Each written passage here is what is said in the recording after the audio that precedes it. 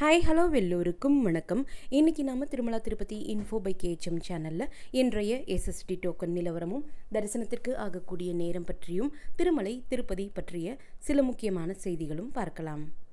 October மாதத்தில் திருமலையில் நடக்க இருக்கக்கூடிய பிரம்மோற்சவத்தை முன்னிட்டு வரக்கூடிய ஆகஸ்ட் 1ஆம் தேதி தொடங்கி ஆகஸ்ட் 31ஆம் தேதி வரைக்கும் திருமலையில் இருக்கக்கூடிய புஷ்கரணி தீர்த்தம் சுத்தம் செய்வதற்காக க்ளோஸ் பண்ணுறாங்க.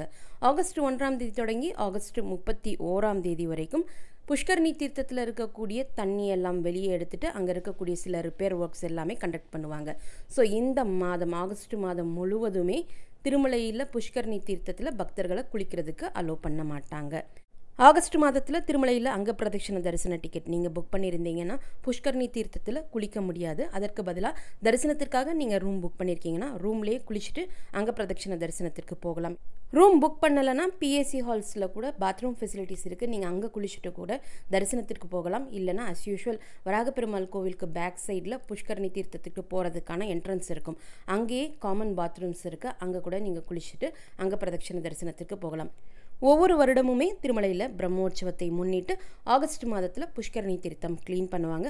ஸோ அதற்கான ப்ரொசீஜர்ஸ் தான் ஆகஸ்ட் 1ஆம் தேதி தொடங்கி ஆகஸ்ட் 31ஆம் தேதி இந்த வருடமும் நடக்க இருக்குது. கீழ் திருப்பதியில் எஸ்எஸ்டி டோக்கன்ஸ் கொடுக்கப்படக்கூடிய விஷ்ணு நிவாசம், ஸ்ரீனிவாசம் மற்றும் பூதேவி காம்ப்ளெக்ஸில் எப்பவும் போல் இன்றைக்கி அதிகாலை 2 மணிக்கு கவுண்டர் ஓப்பன் செஞ்சு இன்னைக்குரிய தரிசன ஸ்லாட் டோக்கன்ஸும் நாளை அதிகாலை 3 மணி 4 மணிக்குரிய தரிசன ஸ்லாட் டோக்கன்ஸும் கொடுக்க ஆரம்பித்தாங்க.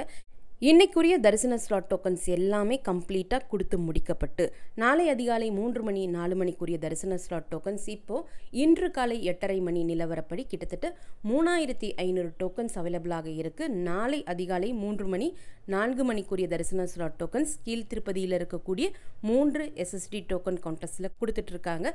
ஸோ தேவைப்படக்கூடியவங்க இந்த எஸ்எஸ்டி டோக்கன்ஸ் வாங்கிட்டு நீங்கள் தரிசனத்திற்கு போகலாம். ஸ்ரீவாரிமேட்டு நடைபாதையில் எப்பவும் போல் இன்றைக்கி அதிகாலை 6 மணிக்கு கவுண்டர் ஓப்பன் செஞ்சு இன்னைக்குரிய தரிசன ஸ்லாட் டோக்கன்ஸ் அங்கே கொடுத்துட்ருக்காங்க. அங்கேயும் கிட்டத்தட்ட இன்று காலை 8:30 மணி நிலவரப்படி 2000 டோக்கன்ஸ்க்கு மேலேயே அவைலபிளாக இருக்குது. ஸோ ஸ்ரீவாரிமேட்டு நடைபாதை வழியாக நடந்து போகக்கூடியவங்க இந்த திவ்ய தரிசன டோக்கன்ஸ் வாங்கிட்டு நீங்கள் தரிசனம் போகலாம்.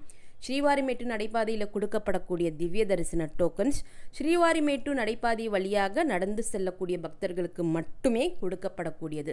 50வது படியில் கொடுக்கப்படக்கூடிய இந்த திவ்ய தரிசன டோக்கனை வாங்கி ஸ்ரீவாரிமேட்டு நடைபாதையின் 1250வது படியில் ஒரு முறை ஸ்கேன் பண்ணால் மட்டுமே அந்த டோக்கன் தரிசனத்திற்கு செல்லுபடியாகும். ஸோ அந்த டோக்கனை மறக்காமல் நீங்கள் 1250வது படியில் ஒரு முறை ஸ்கேன் பண்ணிக்கோங்க. நேற்று திருமலைக்கு தரிசனத்திற்கு வந்த பக்தர்களினுடைய எண்ணிக்கை 65,874. முடிக்காணிக்கை கொடுத்த பக்தர்கள் 23,782.